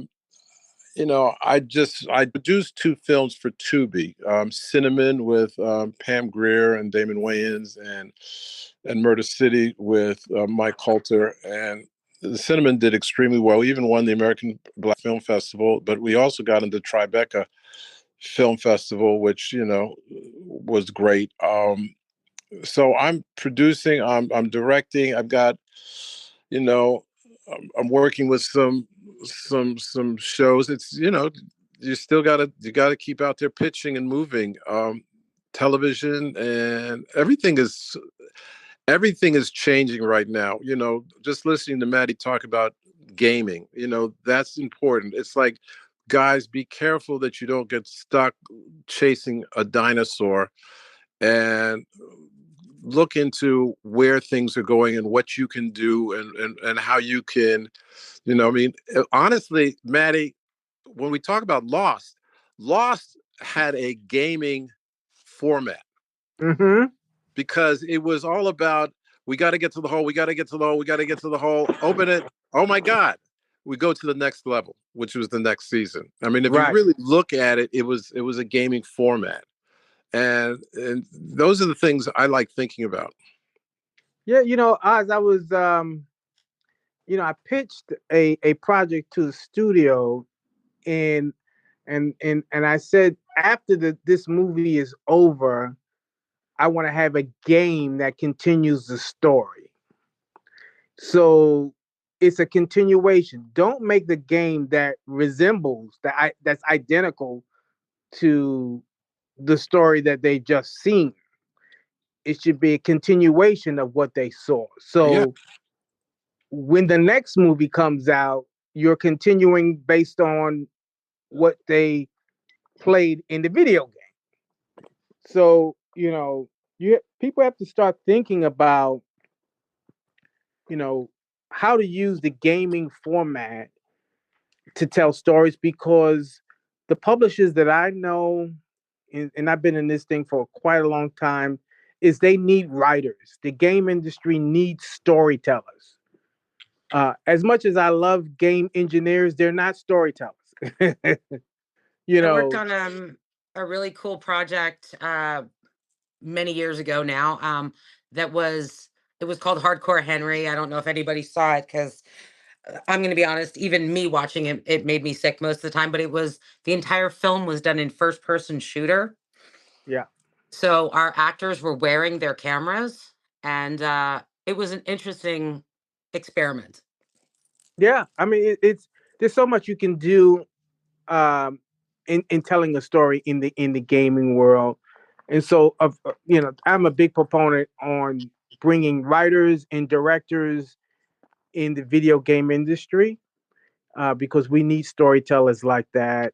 Even directors directing the cinematics, it's important. And if you don't know what cinematics are, they're the cut scenes that you see. They use it for marketing, but then also in game. When you go from one level, you'll see the actual cut scenes cinematics. That's basically directing. Just like a regular ordinary director would direct, but you're directing the actual 3D or CG cinematics. But to answer the question, I had Birth of the Black Underworld. I just screened at Pan African Film Festival, and shout out to Pan African. I'm so happy that everybody's supporting my new film. Please follow me on Instagram, Birth of the Black Underworld, and I look forward to sharing some news coming soon of when the movie will be released for everybody to see it. I actually have one more question, and it's specifically for Oz because Cheryl and I are dealing with the same breakup of Paramount and our project going into craziness. How do you deal with that when you have a project that you've shot with a company and all of a sudden the heads are gone and they want to throw things around or re-edit things or beat up your project? Like how do you deal with that? That's all. Interesting question. It's a hard question. I mean, we've seen this happen so many times before where you've got a show that's doing well, or you know that you're getting a pickup and they bring in a whole new group that wants to rebrand. I love that word. We want to rebrand, and basically they're doing the same thing. What this is about. And right now, Paramount is trying to figure out.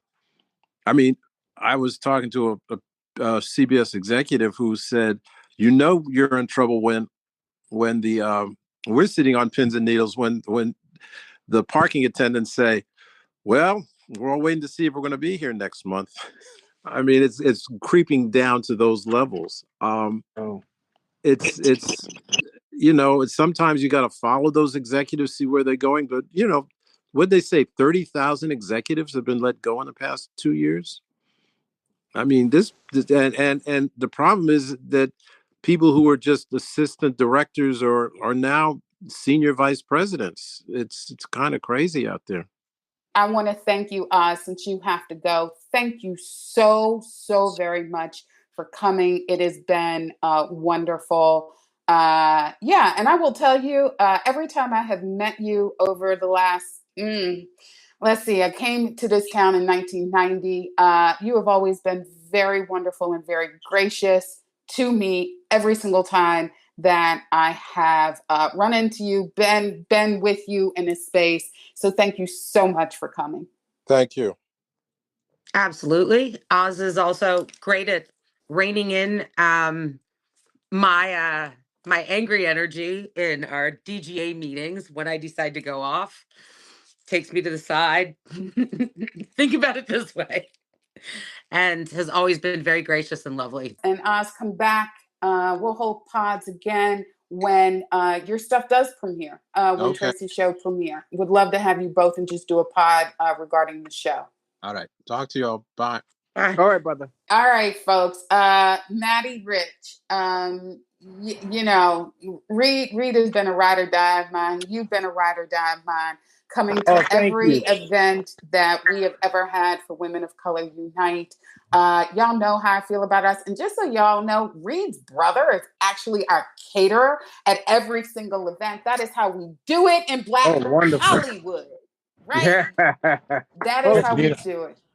So, Matty, thank you so much. We're also going to have another pod where we're going to have Black publicists. So I hope to get Reed Rich, Amy Malone, and Lana Walker on here. Cheryl, she's right here. Say, hey there, how are you? Hey, Reed. I feel like this is old home week. We got Matty, we got Reed, I got my bestie, I got Nicci. Oh man, like I'm about to cry like a goddamn baby. So thank you everybody for all of the questions. Nicci and I wish everyone a wonderful, wonderful Thanksgiving. Rest, eat, and ignore any email that starts with quick question. And we will see you in 2 weeks. The Women of Color Unite podcast is hosted by Cheryl L. Bedford and Nicci Freeman, produced by Nwabata, Nnani, and edited by Lauren Bonett. The music is by Oh Yeah, featuring Nayuta. Subscribe to the Women of Color Unite podcast to never miss an episode. If you want to submit questions or responses to this episode, you can send them to podcast@woceunite.com. Find the show notes and transcripts for this podcast on our website at woceunite.org, where you can also learn more about Women of Color Unite and sign up to become a member for free and sign up for our monthly newsletter. Please consider making a tax-deductible donation. Donations are what enable us to create amazing programs like our #StartWith8 career development program. If you're on social media, you can follow the podcast at WOCU Podcast, and you can follow Women of Color Unite at wokeunite.org. Please stay tuned and join us for the next episode of the Women of Color Unite podcast, because we telling it like it is. We need rebels and troublemakers to stand out, marginalized with voices making us so proud for identity in the industry. We all shout, so many women empowered making their own route. Ageism, racism, sexism. Uncovered, they get together to form a force to prove the one that ain't gotta have a child to be seen as a mother. I'm saying, All power to the women of color. Yeah. It's just a salute to Cheryl Bedford, leading activist in the community. She's bridging the gap and bringing all women together to fight for real inclusion amongst all the diversities. Keep going.